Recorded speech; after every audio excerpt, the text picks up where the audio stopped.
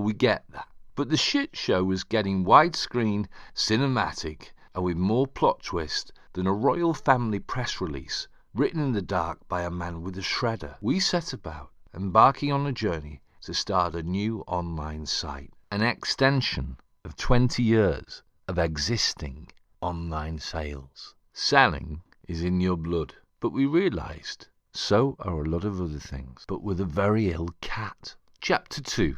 The Enlightenment of Ruby. What was remarkable was this. While the debauchery of a prognosis was obviously emotionally draining, we could hardly have initiated something more surprisingly uplifting. Looking at Ruby's face when we took him out was like witnessing the pure enlightenment of a cat on a wonderfully exciting voyage of discovery. There were pictures, thought-out TikToks, and a million collective images of cats, alongside words about the immense significance. We started a fresh initiation of the Being Good to Ourselves program. Ironically, this seemed to run parallel with our newfound hobby, walks with Ruby in the pram. This little nosy, black and white tuxedo cat had, at the last stage of his life's journey, once again enlightened us. I affixed a camera to the pram on one occasion. These shots where you look at his beautiful little face,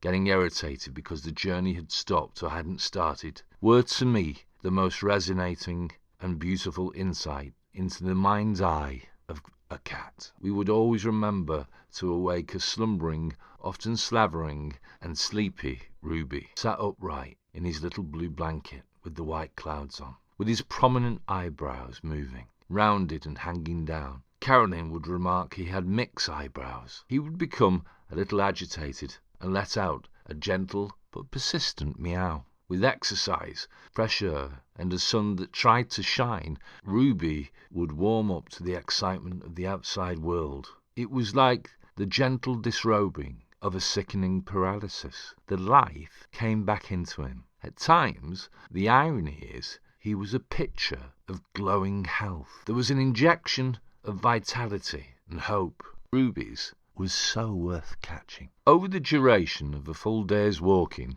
there were the good times where we felt like a family all having a great day out. The value of each day was dependent on how well Ruby was. When you get older, you realise that joy could never be bought from shop if we didn't do something to actually help Ruby. Ruby was totally dependent. Chapter 6. The Masterpiece of Charm. We had 3 cats. These cats didn't realistically. Our investment of time was a testimony to the outpouring of our love. The crippling truth was that all 3 cats could have had their dignity and health thwarted by a world that just didn't want them. Then there was Moon, a beautiful little white cat. Having never met Moon before, he was possibly the most charming, beautiful cat ever.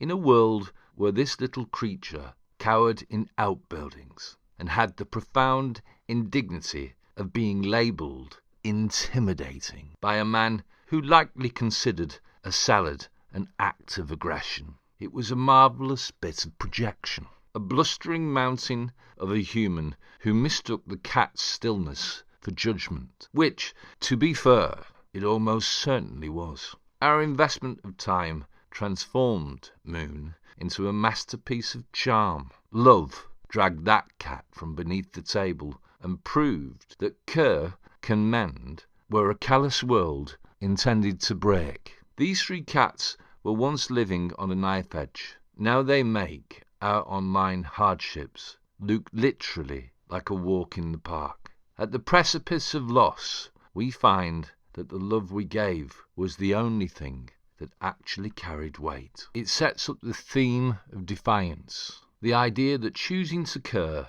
is a radical act, the act of standing up. A rainy street corner, a lonely storefront, where a small shadow huddles. I was told to leave her alone, but as the saying goes, if you don't stand for something, you fall down at everything. The final cat I found, right where she had resided since dawn, cowering by a stone, under the convenient presumption that she was inevitably someone. I approached her, a beautiful tabby, and asked in the store by the side of the stone how long she had been there. "She's been there since dawn, since I started stacking the shelves," said a lady who worked there. Finally, I picked her up. I figured, with her mighty claws and her fur size, that she would let me know if she wanted to reside there any longer. I walked home, and she remained as calm as you could possibly imagine, almost being cradled in the cocoon of my arms. The arrival of Millie. Satisfied she was at least a little safer than where she had been by the main road. This was the cat we would later call Millie. The youngest of the children rallied around, rigorously checking, first online and then with vets, for IDs of reports of a lost cat. Millie was somewhat unpredictable at first. While placing your head against her was welcomed, whatever had happened in her past meant raising a hand to stroke her would mean she would cower or sometimes even attack. But that totally changed. Of all the cats, we recognise Millie as the most accurate assessor of human emotion. She is nature's answer to a beautiful hot water bottle that warms the soul. When vibrancy shifts and the world challenges us, Millie cocoons herself comfortably with a mindful arm around her in the bed. The dog pram that isn't for a dog, and just why it matters. There's a little stream of real consciousness that is unscripted, ad hoc, and without being written, you just leave. You can, as you often do, allow these thoughts to dissipate. We have enough thoughts. They fall through our mind like sand, filtering through fingers, lost in a mountain of insignificant other sand. Then life gives you a reason to write. So we went to the Lowry last night to see Inspector Morse, and we had dinner within the theatre. What we do now is simple. We ask if we can have our dessert in the show's interval. It means we really look forward to a very civilised 15 minutes, then pop back in for the rest of the show. As we sat there, I looked at my screen on my mobile, and I saw that a very famous actress had followed us. The screen was flat, and I discreetly continued eating my food. Why? I wanted Carolyn to get the surprise of knowing that all the work we had done was creating rising significance and actually meant something. You see, the thing is, it really does mean something to us. I scratch at the door of creativity, but Carolyn's showing a creative side that, though I was aware of, is really enlightening with its new dimension in other genres. And when she puts her mind to it, she's both conscious and inventive. Together, we make a good creative team. We then went back to our theatre seats. "Hey, we have another follower now," I said excitedly to Carolyn. "How many's that now?" "And it's quite an accolade." "This is where we watch The Constant Wife as well," I said. Carolyn gushed. "Makes it seem like it's all working, doesn't it?" "Yes," I said. "How many is that now?" "2, she replied. I laughed. "Who's the other one?" "Me," she replied. Earlier, from morning till noon, we had done what we'd been doing for quite a while with rabid intent. Carolyn had scheduled her post while I created a photographic post on juicing, complete with a talking video. I'd learned how to get AI clones, and it meant less rehearsals. There is a method of sorts behind our madness. We are attempting with great vigour to form a TikTok shop, but we are presently unable to be accredited or gain opening eligibility until we reach 500 followers on TikTok. We are currently, after 3 weeks, stalling at 220. Stay with me on this. All it will mean is that our efforts have again the possibility to run parallel with financial returns. Aside from that, we have a very obvious commitment and intrigue in our daily documentaries on our simple life, but the ability to gain a small affiliate income that helps pay for the software and essentially makes it pay for itself would of course be a bonus. Essentially, it means we have more fun together, because that's our thing. More fun together. from the emergence of what seemed like the longest winter. Earlier that day we decided to take our cat out, Ruby. We had ordered a lead. He'd been down in the dumps of late. We took him into the vet's 3 weeks ago, because we knew he had a fractured tooth from a previous visit that seemed to be causing him a problem. It transpires that what was actually causing the irritation was a tumour, sat rather uncomfortably inside the top of his mouth. It was like doomsday, totally unexpected, incredibly shocking, and happening to the cat we had had the longest, nearly a decade, part of our story. Totally out of the blue, and it seemed so invasive, inoperable. After further research, we found it was quite uncommon. John Lennon wrote, "Life is what happens to you while you're busy making other plans." So we set about immersing ourselves in creating recipes for food, writing about gadgets and products we use, talking about what helped us, be it exercise, yoga, juicing, or meditation, many of our main interests. In between the sad prognosis, that meant our feline friend of nearly a decade wasn't going to be with us forever and a day. We had decided, industriously, to compose several blog posts.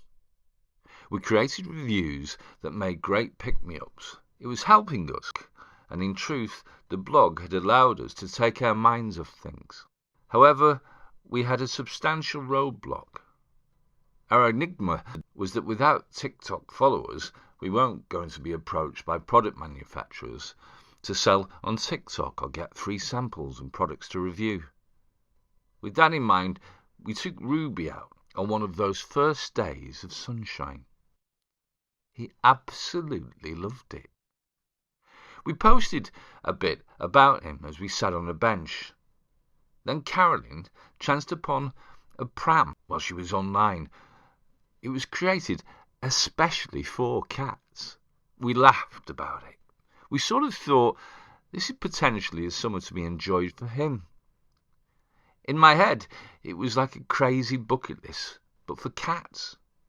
We laughed on the bench as we envisaged walking all the way to Widnes from Warrington with him in the buggy. We Googled a helmet for him as I envisaged running around a racetrack to give my review on the buggy's durability. I was getting carried away. We needed the buggy because he was a reluctant walker. But more and more, we quickly thought of alternative activities. The next day we went to yoga. The instructor, Mija, mentioned she had a paddleboard and had been chased off rivers by wardens. In my head, I could see Ruby sat on a paddleboard. Another combined escapade filled my head for the blog and the TikToks. The instructor also mentioned a beautiful park where they did yoga outside, a quintessential English garden where Macmillan served tea in Victorian English teacups, and they served cake after yoga in the park. They would decorate the park in vibrant coloured buntings. I would see Ruby's head peering out from between them as her eyes lit up when the food landed on the tables. I envisaged going there with Ruby, watching on the grass as we did our downward dogs and lotus positions and happy babies. We visited a charity shop and saw an umbrella. I envisaged us serving his favourite cat food and talking about how much he walloped it up as he sat content in the shade of the umbrella. Another TikTok. The silence we keep. I am afraid, with trepidation, I have told no one about the cat's health. The situation is so tentative that we could not possibly afford any comment that disheartened or affected us more. We are hardened to life, thoroughbreds, but this one cuts differently. I suggested that we could simply be aligned with the idea that most people, if they didn't already, would think we were just mad cat people. And without drawing attention to Ruby's condition, we could document Ruby's day-to-day life with all of the eccentric fun diversions and escape from a melancholy prognosis that the above adventures might include. We couldn't have perceived anything worse happening, but as it has, we consolidated ourselves that we can at least have a degree of contentment knowing that our conscience is clear, that the cat, Ruby, had had a summer that was as truly exceptional as conceivable, and moreover unlike any we had seen any other cat have. And I stated that if people thought we were mad, then I'll take that. In the car, as we drove to Manchester, I said, Arnold Schwarzenegger once said, the worst I can be is the same as everybody else. I try to live like that and pursue that embedded ethos, the charade of life's blossoming chapters. Whoever wants a sea of melancholy, there's this charade of life's blossoming chapters, a combination of escapism and stark realities. Maybe you can identify with how the variants of life throw unexpected twists. In that sea of melancholy, I stated that this must be happening for a reason. I think I'll see chaos and home, the clues in the title, is one of those reasons. There is another, however. We have 3 cats that all have a story. We were already patently, totally enamoured by cats. We had spoken weeks earlier, stating we hoped we would go before the cats did, so we never had to go through the heartache of their loss. We gained hope when we asked people, over the years, just how long their cat had lived. If it was 20 years, we felt relieved, and there was hope and optimism within us. Maybe ours was meant to be a story that was far more condensed, to have an obvious love for cats, and have tributaries of even more adoration. That meant the suffering we went through was an episode in emotional tribulation, and the documentation of the first cut being the deepest, Rod Stewart. The privilege of touch. But of late I have found myself holding Ruby more than the others. We have a realization that the privilege of touch, of sharing his presence, of feeling his little heartbeat, of looking into his faltering eyes, that may regrettably be a privilege that is not forever. Internally, I have said, every conceivable time in your life, you can exude gratitude and love. Don't waste a moment not doing so.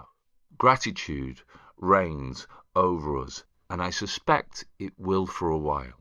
In the coming days, there will be a testimonial of love created, and it will be full of the fun, playfulness, and warmth exuded by Ruby. Internally, I will be using it as our purpose. The smiles will be abundant. I'm documenting everything. If in any way this ignites something in you as a reader, please feel free to follow the adventures of Ruby.